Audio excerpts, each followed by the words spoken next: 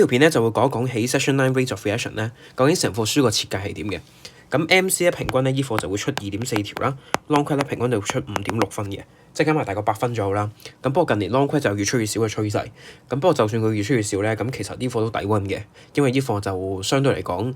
即係好多 content 其實你之前可能已經聽過啦。即係譬如舉個例子啦，譬如喺 B 嗰度。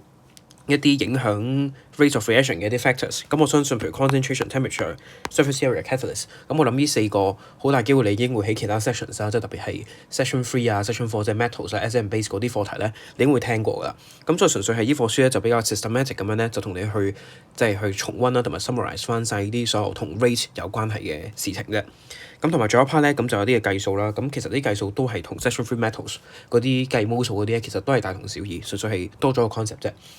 咁如果你順住嗰個 by topic 嗰個 playlist 去睇嘅話咧，咁我哋咧就會講咗嗰個 molar volume 嗰 part， 即係 part C 計數嗰 part 先，係啦。咁之後咧我哋就會去再講翻前邊嗰啲 rate 啊嗰啲嘅部分。